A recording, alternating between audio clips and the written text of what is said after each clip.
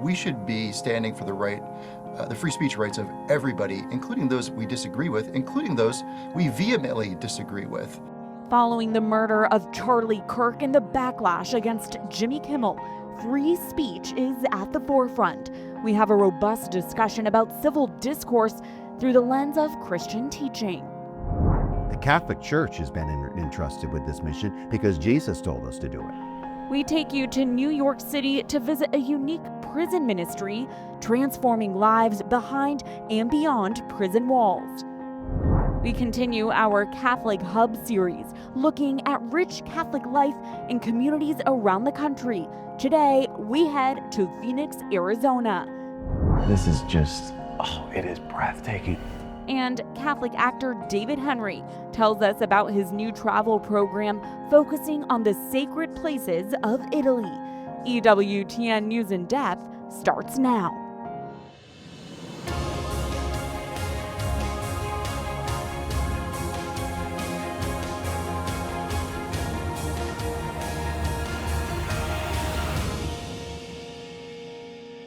Well, free speech really is the right that undergirds a free society. We have to be able to talk about the critical social issues, political issues, cultural issues in respectful ways with people we disagree with, or the civil society will be torn apart. The debate continues this week over free speech in America as both the public and the pundits react to comments made after the murder of conservative activist Charlie Kirk and the brief removal of comedian Jimmy Kimmel from the airwaves. Welcome to EWTN News in Depth. I'm Catherine Hadro. The right to free speech is a pillar in American life, but recent events in the nation have underscored just how fragile the line between dialogue and division runs. Now we take a look at the state of speech today and why protecting it is not just critical for our nation's health, but for our religious liberty as well. Just a reminder, if you disagree, you guys can work your way up, and yes, hello. The First Amendment is top of mind for many right now. Online videos of the late Charlie Kirk exercising free speech on college campuses are only more widely circulating since his assassination. Much of his work centered on speech as he famously debated with students who disagreed with him. The one thing I want to say is viability. I know I'm kind of dodging it, but like... No, I know you are dodging it because and I'm not trying to pinpoint you. Just to close the thought, then we can go to viability. Abortionists cannot answer this question ever because there is not a third option. Yeah. You are either alive or dead. It is a binary of existence. Kirk promoted free speech up until his final moment. Word on Fire's Bishop Robert Barron notes the significance of Kirk dying with a microphone in his hand, writing for First Things, "My sincere hope and prayer is that we can take renewed inspiration from a courageous and religious man who died not with a gun in his hand, but rather an instrument of communication." From speech on the college campus to the comic stage. Anyway, as I was saying before I was interrupted. The issue of free speech has also collided with late-night TV as the ABC network suspended Jimmy Kimmel Live for 1 week. Disney says it objected to the host's comments after Charlie Kirk's murder. Critics claim the network originally caved to President Donald Trump. The President of the United States made it very clear he wants to see me and the hundreds of people who work here fired from our jobs. Our leader celebrates Americans losing their livelihoods because he can't take a joke. Attorney General Pam Bondi herself promoted the idea of cracking down on so-called hate speech in the aftermath of Kirk's assassination. There's free speech and then there's hate speech. And there is no place, especially now, especially after what happened to Charlie, in our society. It was a proposal swiftly met with backlash by fellow conservatives. The problem with hate and the concept of hate speech is that it's all in the eye of the beholder. Whatever offends somebody is what they deem hate, and then they want to shut it down. Jeremy Tedesco, senior counsel at Alliance Defending Freedom, has litigated First Amendment cases at the U.S. Supreme Court, including for cake artist Jack Phillips of Masterpiece Cake Shop, who ultimately was not forced to create a wedding cake for a single-sex union.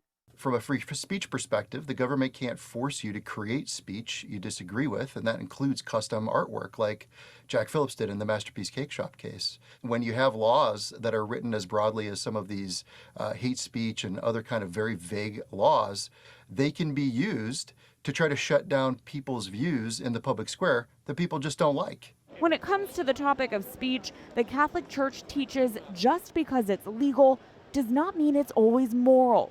From the 8th commandment, you shall not bear false witness against your neighbor, to the Catechism's warning about falsehoods. The Church is clear, all communication must serve the truth and be done in charity. Joining us now to discuss the desperate need for dialogue and the state of speech today are two of America's most prominent public intellectuals who, despite sharp differences in politics, philosophy, and worldviews, have modeled friendship deeply rooted in mutual respect. Dr. Cornel West is a philosopher, activist, and theologian who is the Dietrich Bonhoeffer Professor of Philosophy and Christian Practice at Union Theological Seminary. Dr. Robert George is a Catholic legal scholar at Princeton University. They are on tour now for the release of their new book, Truth Matters, a dialogue on fruitful disagreement in the age of division. Gentlemen, thank you both so much for joining me. You both have been leading American voices for decades now. How would you assess the state of division in our United States today in the year of our Lord 2025? Dr. West, I'll begin with you. Well, I first want to thank you so very much for having us on your show. And it's always a blessing and a joy for me to be with my very, very dear brother who I have such deep love and respect for. I think the most important thing in any kind of discussion of the polarization in our society is to try by example to overcome that polarization. We can analyze it over and over and over again. We know there's too much hatred, there's too much greed, there's too much envy, there's too much resentment. That's who we are as human beings. We've got to be examples of not just building bridges, but staying in contact with the humanity of others. Dr. George, Amen. What's your take on this temperature right now? The temperature is very, very hot. Now it's manifesting itself in acts of political violence, ideologically motivated violence. The assassination, of course, of Charlie Kirk has absolutely scandalized and outraged the entire nation. So we've got to turn the temperature down. Now, that doesn't mean that we should pretend that the stakes of politics are anything other than high. They are very high. They're very big, very important issues. Issues on which reasonable people of goodwill disagree. They're high stakes issues.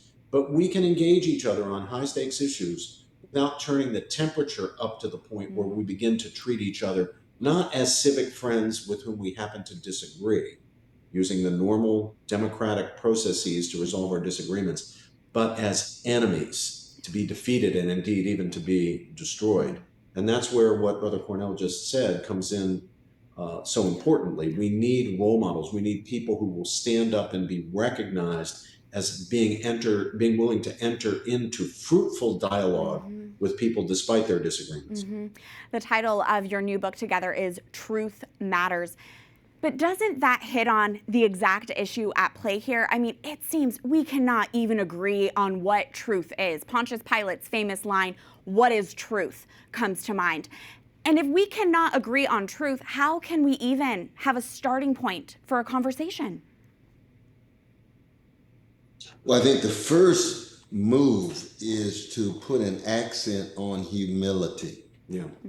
And humility means that no one of us have a monopoly of the truth, that we're concerned with generating bonds of trust and ties of empathy and respect so that we can pursue truth together. So we shouldn't conflate truth itself and the way to truth. And we cracked vessels that we are as human beings, especially as Christians, trying to love our crooked neighbors with our crooked hearts, that we know we're going to fall short, but we have to have enough respect, enough care for each other, and enough concern for each other that we pursue together. But there's going to be disagreements no matter what. I think it's critically important that we do agree that there is a truth out there to be sought, and that it's better to be in touch with reality and living in line with truth rather than living with lies or living with illusions, however pleasant or self-affirming those lies and illusions might be. So we need people who will join together across the lines of philosophical, theological, political difference in union on the question of the importance of pursuing truth. And how do we pursue truth? How do we frail, fallen, fallible human beings pursue truth? Well, it's what Cornel just said, with humility. That is, knowing that we don't possess it fully, we'll always fall somewhat short of the mark. We're never going to have it perfectly. But the best way we can make progress toward the truth is allowing ourselves to be challenged by others we respect, but with whom we disagree, taking into account their criticism, their thoughts, their ideas, their objections, their exceptions, and seeing if we can learn. But that means engaging each other in a truth-seeking spirit. That is, engaging each other, not just wanting to preach, but wanting to learn something from the other guy. You both are active on social media, but how do you think about the role of social media in deepening our divisions and keeping us in our echo chambers? I mean, is it worth being online right now? Well, I just believe that's very important to bear witness in whatever context you find yourself. And I'm old enough I could bear witness on the transistor radio. I can bear witness on the cell phone. I can bear witness on the internet, but it's the same witness. It's the same quest for truth. It's the same attempt to love my neighbor and my enemy. It's the same attempt to pursue justice. It's the same attempt to be caring and concerned about other people's plight and predicament. So that I understand technology shifts, but there's issues of character that we ought to be consistent. Exactly right. Social media, Catherine, is not going to go away. We can pretend it's not there. We can refuse to be involved with it. We can try to keep our distance from it, but it's not going to go away. I think it's important for people of goodwill who are willing to engage others in a respectful dialogue despite deep disagreements to be present on social media, to set an example for other people, to model the kinds of attitudes that and virtues, really, model the virtues that need to be in place if we as a people are to survive our current very extreme polarization and division. Turning Point USA has resumed Charlie Kirk's college tour this week after his shocking assassination on a campus while engaging and debating with students. Are hosting debates on college campuses still worth the security risk? Your thoughts on this? I think so. I think we all take risks. We have to be adventurous in our attempt to be forces for good or forces for the kingdom of God. But you just hope and pray that people are willing to engage in respectful dialogue. But I do want to accent, though, the tremendous courage and Christian witness of Sister Erika Kirk. This is a very crucial moment. Love, the highest form of love is forgiveness, be able to love thy neighbor and even thy enemy, and to enact it on an international stage so you push back the forces of hate and greed and ugliness. This is something that's worth lingering on because we need that kind of courage and spirit of love. The threats are a reality. Cornel and I have both experienced them. He has plenty of experience with death threats. An individual pro-abortion activist went to jail for 3 years for threatening and plotting to kill me. But we just learn to not be deterred by that. You just have to step forward and bear witness. Some risk comes with that. Just place our trust in the hands of God and move forward. We cannot let people intimidate us into withdrawing from the public square. I'm so grateful for both of you for your courage on that front. You two are models for forming friendship amid ideological differences. Can we dig into some of the practicals of how to do that? So say you're at the dinner table with an acquaintance who's on the opposite side of the political spectrum. Do you just dive right into the hot topics or do you avoid at all costs? Give us some practicals here. I think she wants to know if that acquaintance, of course, might be grandma, might be your sister, might not just be some distant acquaintance. No, maybe somebody I've never met. I just ask them how their mama and daddy are doing, if they're alive. I hope so. Or how their friend, their loved ones are doing. But you want to make that human connection before you get into politics. That's the crucial thing. You both already mentioned virtue of humility. Can you expand on that, and what other virtues are required for individuals to grow in unity and dialogue? What are those? What do we need right now? Well, the virtue of humility in intellectual life really comes down to acknowledging, not merely notionally, like you're checking the right box on an SAT, but truly acknowledging existentially our own fallibility, one's own fallibility. That is recognizing, Catherine, that we can be wrong, and in some cases undoubtedly are wrong. Not only about the minor, relatively superficial things of life, the things we don't really care all that much about, but even on the big, important questions of life, the things we really care about, our beliefs about human nature, the human good, human dignity, human rights, human destiny, recognizing our fallibility, and therefore recognizing that maybe we do have something to learn from somebody who has a different perspective, even a radically different perspective. Even if that person's view initially scandalizes us, let's engage and see if there's something to learn from the person on the other side. We all have the experience, Catherine, of changing our minds about things, right? Most of us have the experience of changing our minds on some pretty big things, some pretty important things. Well, if we're willing to change our minds under the pressure of rational persuasions, reasons, arguments, evidence, we're going to be better off as persons, and our society is going to be much, much better off. If we dig in, if we become dogmatists and ideologues, well, then pretty soon it's just war. It's just tribalism, and that sooner or later generates violence, and we're seeing it now. Any final thought on that note, Dr. West?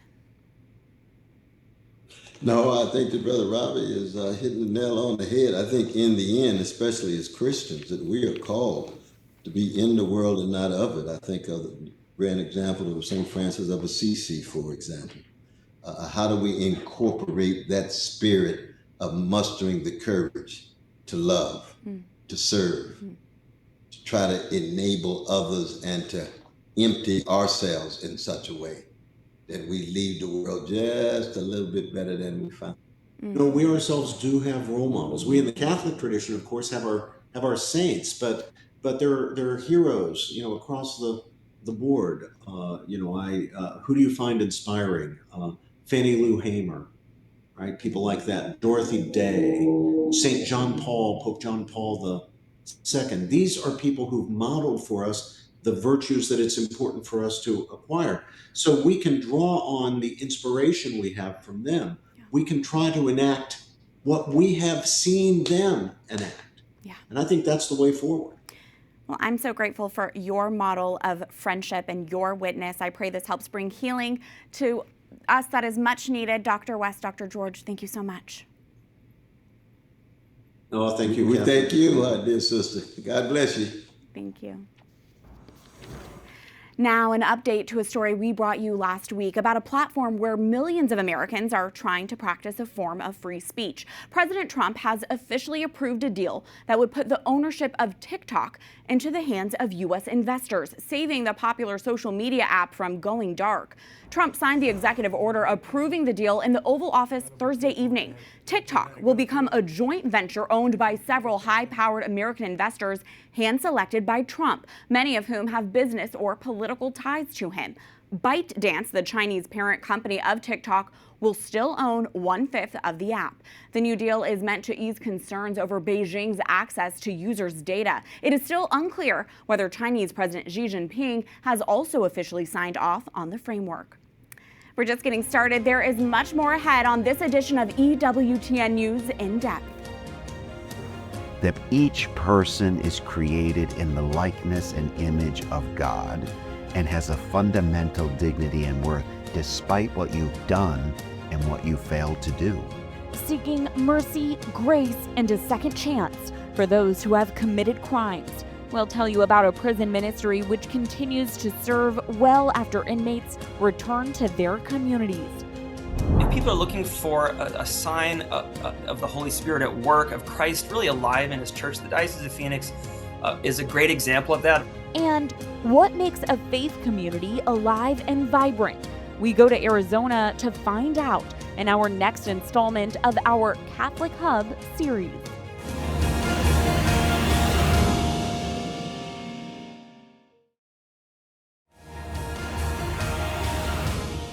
Welcome back to EWTN News in Depth.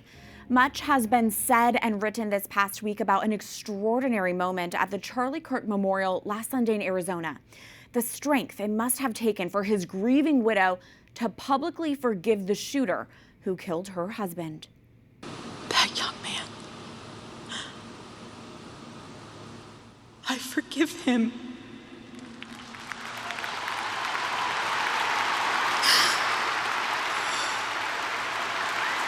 I forgive him because it was what Christ did and is what Charlie would do. The answer to hate is not hate. The answer we know from the gospel is love, and always love. Erica Kirk told the tens of thousands gathered that her husband died with incomplete work but not unfinished business. She said the greatest cause of his life was trying to revive the American family and that he wanted to save young men just like the one who took his life. Erica Kirk's act of mercy is a familiar theme for those who work with people who are incarcerated and seeking a second chance at life. An innovative prison ministry program called Thrive for Life aims to help both those behind bars and those taking a new path after they're released. Reporter Roselle Reyes traveled to New York City to find out more. What do you think people behind bars need the most? Love. They need love. Saved by faith. Italo Sanchez, born in Harlem to Mexican immigrants, had been in and out of the criminal justice system since he was a teenager. About 10 years ago, when he was serving time for weapons possession at Otisville Correctional Facility in upstate New York, a fellow inmate invited him to attend one of the spiritual retreats held in prison. They gave me a piece of paper and they told me, from this point to this point of your life, write down any accomplishment you had. And at that moment, I realized I didn't have too many accomplishments in my life. Little did he know, his encounter with a Jesuit priest would change his life. So I started crying because it really touched me. And it was different. And he put a bracelet in my hand and he told me, when you get out, come see me.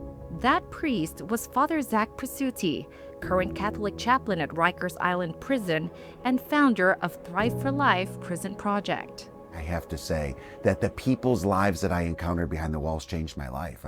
Their lives gave my own religious life life. Father Zach has been working in prison ministry for more than 25 years, and in 2016, he officially launched Thrive for Life, a nonprofit organization that provides incarcerated and formerly incarcerated people in New York with spiritual direction and education resources. Their mission, transforming lives behind and beyond prison walls. Many of our brothers and sisters who are behind the prison walls were born into really destructive neighborhoods, torn up families, terrible education systems with little access to health care, quality food, you name it. Many of our brothers and sisters behind the prison walls have not had a first chance. In recent years, there have been calls for prison reform in New York.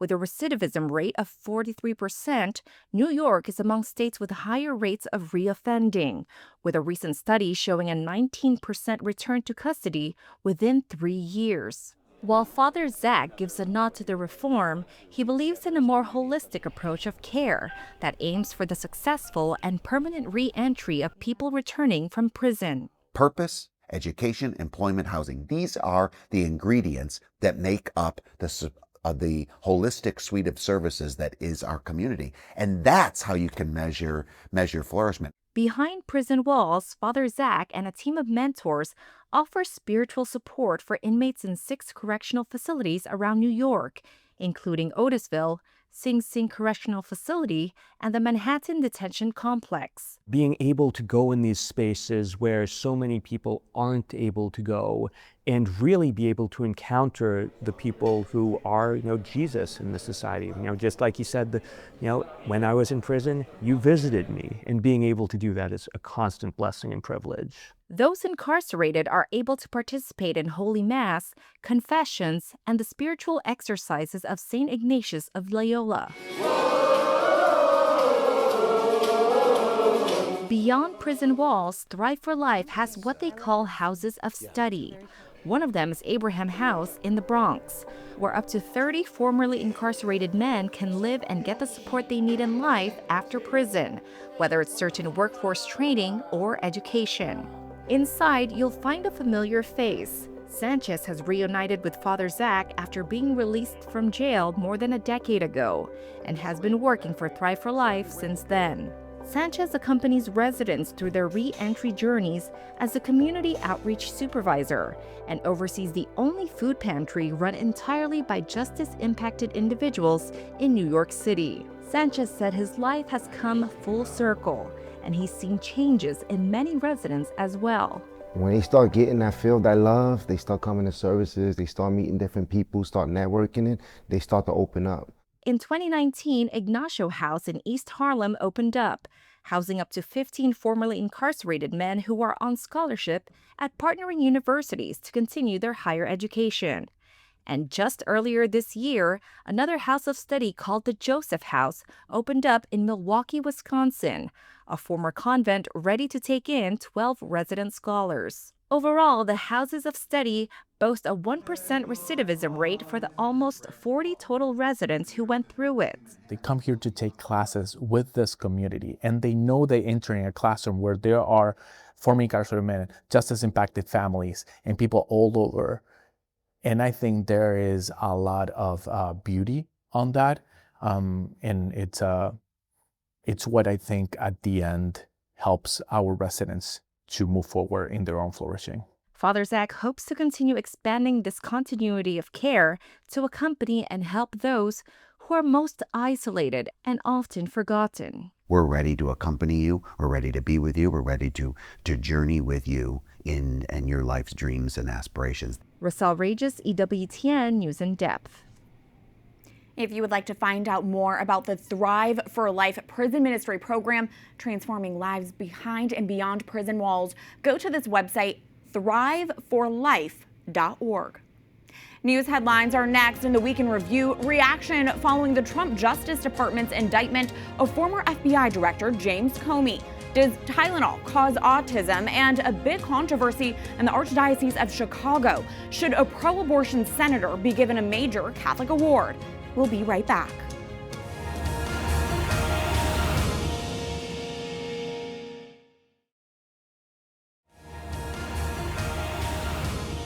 My heart is broken for the Department of Justice, but I have great confidence in the federal judicial system, and I'm innocent.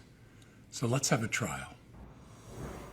Former FBI Director James Comey reacts to his federal indictment on allegations he lied to Congress. That story tops our news in the Week in Review. Comey's indictment marks the first time in American history a former FBI director has been indicted, and the most significant step so far in President Donald Trump's campaign to prosecute those he perceives as his enemies. Comey is within his rights to ask for a trial as early as 30 days from now. The charges that Comey made a false and misleading statement to Congress and obstructed justice in 2020 come amid turmoil at the Justice Department, where the indictment was delivered over the objections of career prosecutors who have insisted there is insufficient evidence to charge Comey with a crime. They also shatter long-standing norms meant to shield the Justice Department from direct political interference from the White House. Last week, the president forced out the career prosecutor, his own appointee, who had declined to bring charges. This week, he urged Attorney General Pam Bondi in a Truth Social posting to act now. And this week, he installed a White House legal aide who's never prosecuted a case as interim U.S. attorney to make it happen. Late this week on social media, the president declared justice in America and called Comey a dirty cop. Legal observers say Trump's actions to use the power of government to silence his critics and punish opponents is unparalleled since the Watergate scandal that toppled President Richard Nixon. Beyond Comey, President Trump is publicly promising to target others. In the meantime, Democrats are ramping up efforts to investigate White House border czar Tom Homan after the Justice Department reportedly closed a bribery investigation against him.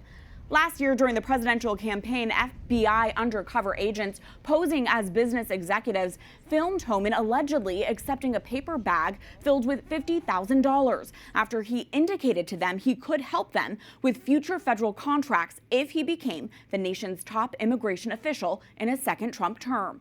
The Trump Justice Department has dropped the case, and Senate Democrats are asking FBI Director Kash Patel to turn over all files, video, and audio tapes of the transaction. In public remarks this week, Holman insists he has not done anything illegal, though he has not directly denied that he accepted the money, and the White House press secretary claimed this week that he did not. Blunt talk from President Trump at the United Nations this week. It's time to end the failed experiment of open borders. You have to end it now. See, I can tell you. I'm really good at this stuff. Your countries are going to hell. In a speech to the UN General Assembly on Tuesday, Trump blasted the organization for not living up to its potential, suggesting the organization was either ignoring or exacerbating problems around the world. And he lectured others on immigration, telling European leaders their inaction was destroying their countries and heritage. In a speech that lasted 3 times longer than the allotted time, Trump also ripped UN efforts on climate change and said he's working to end 7 wars around the globe without any help from the UN. The slaughter must stop. The destruction must stop. But the war in Gaza persists, and the Palestinian envoy at the UN delivered a plea for humanitarian aid to continue.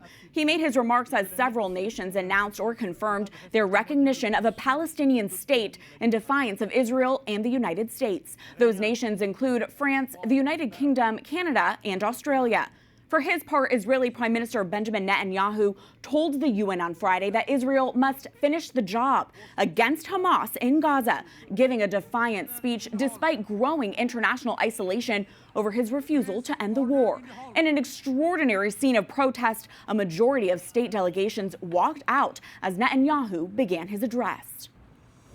On the sidelines of the big speeches, President Trump met with Ukrainian President Volodymyr Zelensky and seemed to make an important pivot on his stance about the war in Ukraine. Praising Ukraine for putting up, quote, one hell of a fight, he said Russia is not looking very distinguished, having a much larger army and being unable to win the conflict. In fact, in a dramatic shift, he wrote on social media after the meeting that he thinks Ukraine can win back all territory lost to Russia. Later, in front of the UN Security Council, Zelensky reiterated his commitment to peace and urged the permanent members to pressure Russia to end the war. He told them, if you stand together, even Russia will have to obey. The White House has directed federal agencies to prepare for mass firings if Congress can't prevent a government shutdown by Wednesday. A memo from the Budget Office tells agencies to fire employees whose projects are not funded by another law and do not align with President Trump's priorities. The directive is designed to put pressure on Democrats who say they will not give needed votes to a budget extension unless Republicans are willing to renegotiate massive cuts for health care, passed in the GOP's One Big Beautiful bill in July. A dramatic announcement at the White House this week about a common pain reliever's potential link to autism. A stark warning for pregnant women not to take Tylenol. Effective immediately, the FDA will be notifying physicians that the use of acetaminophen, is that okay? Which is basically commonly known as Tylenol, during pregnancy can be associated with a very increased risk of autism. The president said taking Tylenol is, quote, not good. The president was backed up by Health Secretary Robert F. Kennedy Jr. and other public health officials that he has appointed who are suspicious of the role of acetaminophen in autism. Tylenol has long been considered the only pain reliever safe for pregnant women to take in moderation. During the press conference, he suggested expectant mothers should, quote, tough it out rather than use Tylenol if they experience fever or pain. A world-renowned medical ethicist says this Tylenol guidance can't be trusted. What did the president say? Tough it out? Tough it out? That's a moral claim that is irresponsible. Those docs who were standing behind him know, you learn it in medical school pretty early. Fever is the worst enemy of a fetus in a pregnancy. You got to get it down. To tell people don't do that, height of irresponsibility. The manufacturer of Tylenol also strongly denied the claims, maintaining they are not supported in sound science. Chicago Cardinal Cupich faces mounting opposition against his decision to honor pro-abortion Senator Dick Durbin. The Archdiocese Office of Human Dignity and Solidarity plans to give the Illinois Democrat a Lifetime Achievement Award in November for his work around immigration policy, even though the U.S. Senator and baptized Catholic has long voted against pro-life measures. Bishop Thomas Paprocki, head of Durbin's home diocese of Springfield, Illinois, was the first one to openly speak out against what he calls the Cardinal's scandalous decision. I think it's scandalous in that sense that giving an award to someone to a politician who has a consistent pro-abortion voting record gives scandal, because it basically gives the message to other politicians, well, you can be Catholic and you can be pro-abortion and it doesn't matter. At least 6 of Paprocki's brother bishops have joined him in calling Cupich to withdraw the honor, including the bishops of San Francisco, Fort Worth, Green Bay, Wisconsin, and Lincoln, Nebraska. To discuss this developing story, we're joined by a former U.S. Congressman and prominent Catholic voice who has Chicago roots himself. The Honorable Dan Lipinski is a former 8-term U.S. representative for Illinois who's well known as one of the last pro-life Democrats to serve in Congress. His service on Capitol Hill ended in 2021, and he's currently the Pope Leo XIII Fellow on Social Thought at the University of Dallas. Congressman, thank you so much for being with us. What is the impact, in your opinion, that one of our nation's largest Catholic dioceses is honoring Senator Durbin? Well, first of all, Catherine, good to be on here with you. I really want to give my perspective. I'm working on a piece today for First Things that will speak a little bit more to this. But I think it's really important that, first of all, I'm not going to tell bishops what to do.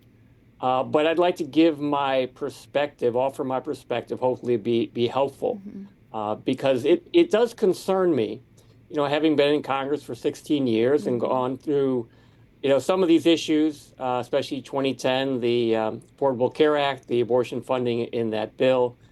I know that, the Catholic members of Congress look to the signals that is sent by the church about, what does it mean to be a good Catholic in public life? And it just concerns me. The church very, very rarely, I can't really think of another example of someone receiving an award directly from the church, a politician that is. And I think that this really sends the signal of what does it mean to be a faithful Catholic in the public square.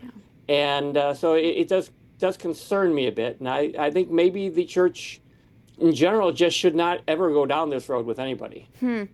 Senator Durbin has been barred from receiving Holy Communion in his home diocese of Springfield since 2004 because of his pro-abortion political record. Cardinal Cupich is claiming Durbin is a member of the Chicago Archdiocese. Congressman, can you shed some more insight into that complex relationship between a Catholic politician and his or her bishop? What is that dynamic like there? Well, it's funny. The one bishop that ever called me in to talk about an issue specifically, just one-on-one, was Bishop Paprocki when he was an auxiliary bishop in the Chicago Archdiocese.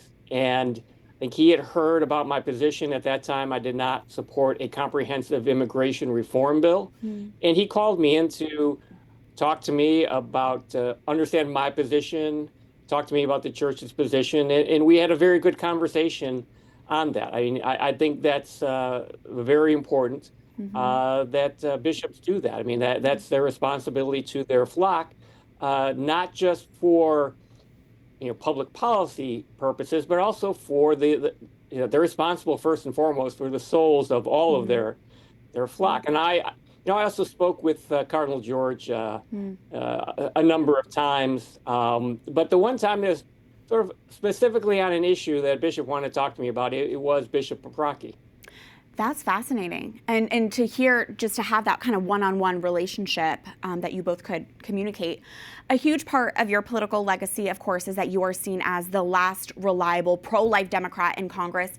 I'm just curious, as this news is developing and as someone who has heroically held the line on the pro-life issue in the Democratic Party because of your Catholic faith, how do you feel seeing a pro-abortion Catholic politician being honored in your hometown archdiocese? Well, you know, Dick Durbin, when he was in the House of Representatives, what was pro-life, he really shifted over as the party, the Democratic Party, really, made it clear that if you wanted to rise in leadership, that you could not be pro-life. Senator Durbin, served a long career in the House, 30 years in the Senate, rose up to not quite the top position in the Senate. And I'm sure there's a lot of different organizations that are going to be awarding him, honoring him for his career. I mean, if you're looking at it from a secular perspective, he was a successful politician. But the question is following church teaching. And that's why I say, I don't know if anyone, if the church should really be honoring anyone, because it does send the message. And it suggests here, and I'm concerned other Catholic politicians are going to look at this and say, okay, well, I can still be a good Catholic if I, just follow what I believe, or, I follow 80%, 90%. The church really needs to challenge all of us, especially politicians. So I think that that is a concern for me with this award. You answered my next question already, but just to reiterate, it sounds like you don't think it's ever possible for the church to publicly award a Catholic politician and avoid scandal, Democrat or Republican. I think it's extremely difficult these days. The church used to have a whole lot more influence in our culture, society, and on government, on politicians. And it just is not there right now.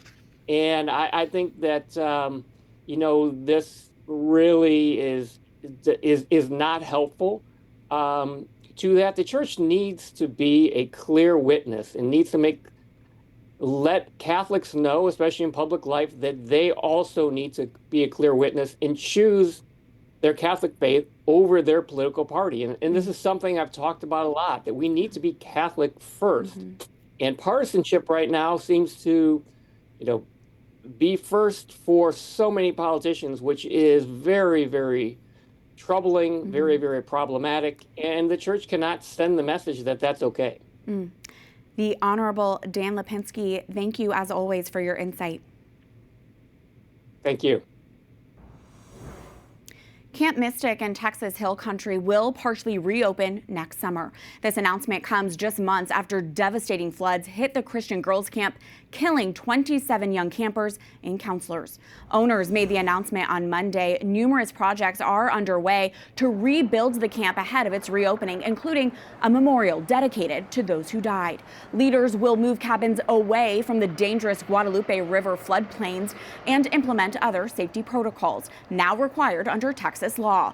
The news has divided the tight-knit Mystic community. Some victims' parents were shocked the camp was moving ahead business as usual, even as questions remain about what exactly happened in the early hours of July 4th when the flooding ravaged the camp. EWTN News in Depth will be right back. It's really a beautiful thing to see so many young adults pack a church on a Friday night and worship our Lord and Savior. Next, life in a vibrant city thriving with the Catholic faith. Our next Catholic Hub report. This time, we are in America's Southwest.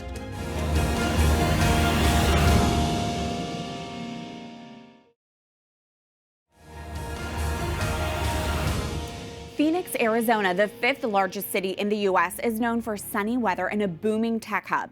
It's in this growing metropolis you'll find a vibrant faith community blooming in the desert. Correspondent Erik Rosales brings us to the Valley of the Sun in this Catholic Life report. It's unlike anything I've ever seen, for sure. And I have 3 older brothers. I was in Boy Scouts. I know the brotherhood experience, but this is different. Welcome to St. Mary's House in downtown Phoenix, Arizona, home to 10 seminarians. Bobby Balsar gives us a tour. What's this area here, Bobby? So this is just kind of a common room for all of us where we can hang out and spend time in fraternity and community. We'll come down here and study together. Every morning we start with Holy Hour and Mass. And in Holy Hour we pray morning prayer. Nazareth Seminary, the first in the diocese, moves away from the traditional institutional model to a family-style setting inspired by the example of Jesus, Mary, and Joseph. They do everything together, from prayer and classes and living together. That's one of the great blessings that all of us priests experience in seminary, is the camaraderie. And we're very blessed to have that here at home. Father Paul Sullivan, the seminary's rector, says a collaboration with North Dakota's University of Mary allows seminarians to take classes right in the valley and work in parishes, providing a unique model that forms the whole person. Seminarians say working in parishes directly helps them stay connected to the community. I get to be close to my family. I get to know the actual priests and people here, with the people that, God willing, I'll be serving. That's a blessing that cannot be overlooked or overstated. The diocese has a record 55 seminarians this year, with many more young men discerning a call. It's a sign of the flourishing faith in one of the nation's fastest growing dioceses. The communities here are growing, but the diocese, the church here, is only about 56 years old. So there's a sense that our best days are ahead of us. According to data compiled by the Center for Applied Research in the Apostolate, or CARA, Phoenix, which covers central and northern Arizona, gained nearly 650,000 new Catholics from 2000 to 2020. The Diocese of Phoenix is now home to more than 2 million Catholics. Much of that growth is thanks to migration, both domestic and international. The valley has become a tech innovation hub, attracting thousands of out-of-state workers. Many of them are young and Catholic. I put out a survey on Instagram last night. We had 58% of people said that they were from Phoenix, and 42% that they said they moved here. AJ and Mary Carter have seen firsthand how the young adult community has grown in the valley. As a result of that growth, AJ leads the young adult ministry full-time at St. Thomas the Apostle Parish, where he organizes events for young Catholics to foster fellowship and faith. They come together, they eat, and they talk with each other, they meet each other. And we have so many people from all over, and you just get them together, you just be surprised at the community that grows. The Diocese of Phoenix has taken notice of this growing young community. This year it launched its Synod of Young Adults, a series of peer-led listening sessions to hear the experiences and needs of young people. The Synod is part of a larger effort called TILMA, Bishop John Dolan's 7-year pastoral plan. Inspired by the diocese patroness, Our Lady of Guadalupe, the initiative focuses on evangelization. In Spanish, it's Testifica, o Iglesia, a la luz del misterio del amor. Testify, O Church, to the mystery of the light of love.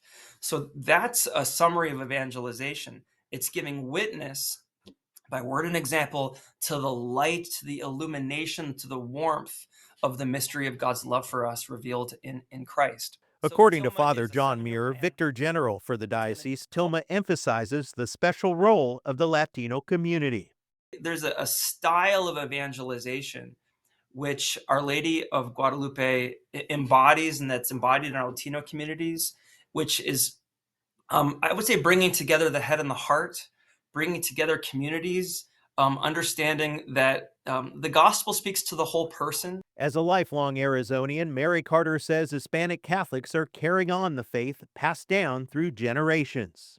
Catholicism is the faith of our ancestors. It was passed down to me from my parents and from my maternal grandmother. And so that's just really woven into our culture. It's beautiful to see them continue the faith of what's been given to them and make it their own. This strong Catholic culture has inspired numerous apostolates. I love my Catholic faith, and I want to provide that for our addicted brothers and sisters. One of those aspiring apostolates is the Colby Mission Recovery Home for those who struggle with addiction. Vice President Kevin Stars realized through his work in prison ministry that Arizona doesn't have a Catholic rehab facility. There's Protestant rehabs, secular rehabs, and thank God for them, there's tons of them, but there was never a Catholic rehab where you can go to Mass, confession, say the rosary, and use your Catholic spirituality. He and his board are now trying to raise millions of dollars to establish not one but multiple recovery homes throughout the state. Our vision is to have multiple Kobe homes eventually, a woman's home, a men's home, here, there, and you can be part of something that is going to heal families, heal communities within our Catholic faith. These new initiatives are all inspired by a deep faith. It's a really cool time in Phoenix, and yeah, God's definitely doing some things for sure. Catholics look forward to seeing the fruit that continues to be born in the valley through the Holy Spirit. I've never seen the church be so alive in Phoenix as I've seen it now. Seeing all of that kind of come together at this time, it's really exciting. Erik Rosales, EWTN News in Depth. Erik's report is part of a larger news project with our EWTN sister publication, the National Catholic Register, which has created a series of reports about Catholic hubs or communities around the country in which our faith is a fabric of life. You can read ongoing installments of the Catholic Hub series in the National Catholic Register at ncregister.com. Stories about more Catholic hub communities to come online and here on EWTN News in Depth. In our next report in October, we will head to Kansas to focus on a special community there. Next, details of a new program you'll want to catch here on EWTN. What role do you think the artist has to play today? When we come back, an interview with Catholic actor David Henrie about his new program, Seeking Beauty, a trip through Italy and its sacred places.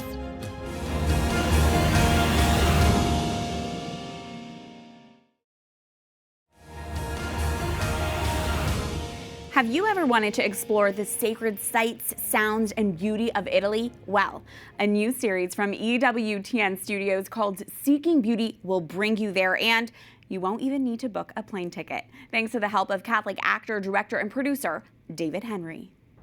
I make lots of mistakes. It's a part of growing up. And in our family, you don't get kicked out for making a mistake. Our young Gen Z viewers might recognize David Henrie from his Disney series Wizards Beyond Waverly Place, a reboot of the popular Wizards of Waverly Place that starred Selena Gomez and ran for 6 years in the late 2000s. Now, in his new documentary series, Seeking Beauty, Henrie goes beyond the television studios to the streets of Italy's most iconic cities, where he speaks with musicians, architects, and artists to understand how our senses allow us to experience the sacred. He recently sat down with our Montse Alvarado to discuss his new show. I think we're at an interesting time in our culture. I think we're seeing families and faith communities have this huge demand for content. They're not being fed very much. But you have shows like The Chosen and House of David, wildly successful, really proving that there's an audience there that wants good stuff. The big issue is always for someone like me who primarily has worked in like secular spaces, but making virtuous content, is quality. So the quality bar that I'm used to is at a certain level. And a lot of people who are making faith content, the quality bar was very low. Christian content was almost associated with poor quality. And that's changing now. And that's exciting for someone like me, because now I can do what I know I can do, and I can have a home like EWTN Plus, who's going to make it at a content quality bar that I'm used to, and that, quite frankly, the subject matter deserves. Let's talk about that content. I like Milanese people. I think I'm going to get used to it here. Things and endeavors that you have brewing with EWTN. One of them is Seeking Beauty, right? Yes. Tell us about that. Yeah, so I was a big fan. I love travel shows. I'm Italian, so I love the Stanley Tucci travel show, which is him eating food all over Italy. Anthony Bourdain might come to mind. There's a lot of great travel shows out there. And I was just like, man, I would love to do a travel show, but one where you kind of flip the script, where it starts with what you don't expect. What you expect on a EWTN Plus travel show is maybe like an expert who's like telling you all about, you know, the aesthetics of beauty and the history and how everything works, and that's just kind of boring and not very relevant these days. We want an experience, right? So we flip the format on its head. We have someone who's not an expert, which is me, inviting the audience to go on a journey with me and have fun. So we go all over Italy and we meet with the experts, and I'm sitting down asking questions that maybe you at home would want to ask if you were sitting in front of this person. And as I'm blown away, hopefully you'll be blown away too, because we had some beautiful experiences, you know?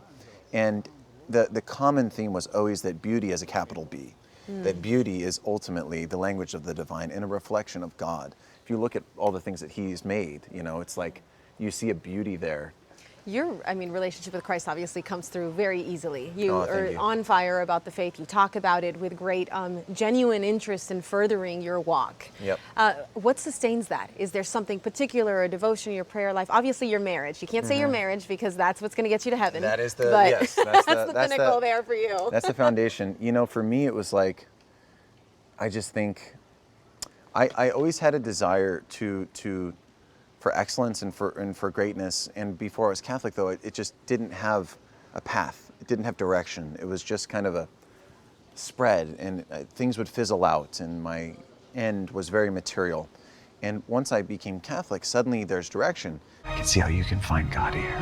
It's going to be hard. You might fall. You can get back up. But suddenly there's direction. So these desires that I naturally had to want to be excellent in my life suddenly had a way to articulate and had a path. And that excitement is what keeps me going. And it comes with structure, like daily meditation, daily rosary. If you can get to daily mass, great. It's a lot harder when you have 3 little rugrats running around. But my wife's great about taking the kids. But you know, the church is, because I consider myself a convert, I just fell in love with all the elements the church has to feed us. And there's so many elements to feed us. All the sacraments, the different forms of grace.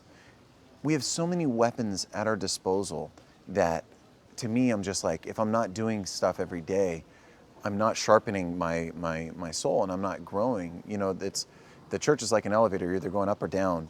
And it's exciting to me, and it's a wonderful challenge to be headed on this path. You can watch Montse's entire interview with David Henrie on the EWTN YouTube page. And you can watch EWTN's Seeking Beauty this December. Go to seekingbeauty.show to sign up for an email reminder ahead of the show's launch. And that does it for this week's edition of EWTN News in Depth. I'm Catherine Hadro. Join us again same time next week for more news and reports important to your Catholic life. Until then, God bless.